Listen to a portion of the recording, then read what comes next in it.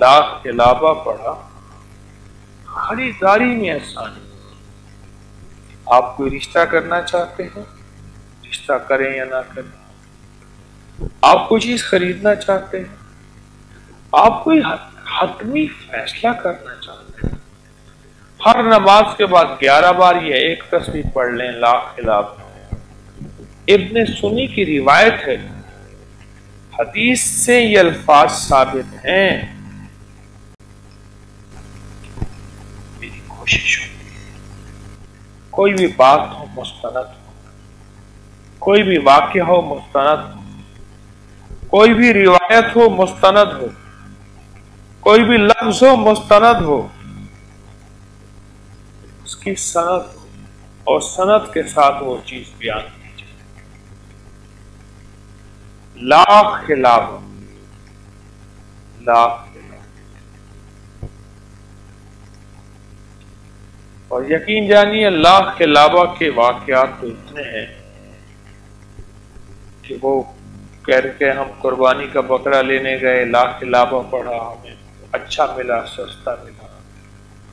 کوئی کہنے لگا ہم خریداری کرنے گئے، خریداری کی اور چیز کتنے کی تھی اور ہمارے گمان سے بالا تر۔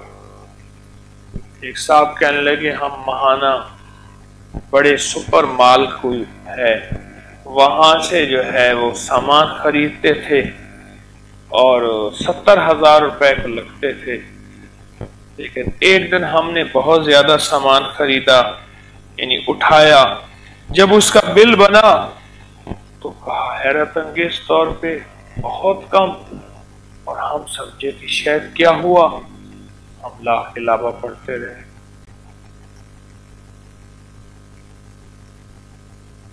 لا خلابہ پڑھتے۔ اب ہم نے کسی سے دھوکہ بھی نہیں کیا، ہم نے چوری بھی نہیں کی، ہم نے فریب بھی نہیں کیا اور کسی کو نقصان بھی نہیں دیا۔ اصل میں اس لفظ کے اندر ایسی برکت ہے کہ اللہ نعمتوں میں برکت عطا فرماتا ہے۔ اس لفظ میں ایسی برکت اور اس لفظ میں ایسی تاثیر، ایسی حیرت انگیز نعمت۔ اب یہ چھوٹا سا لفظ ہے، ہم نے لوگوں کو دے دیا اور اس چھوٹے سے لفظ سے اللہ کی مخلوق کو نفع اور اللہ کی مخلوق کو فائدہ اور اللہ کی مخلوق کو خیریں میں اس چھوٹے سے لفظ سے۔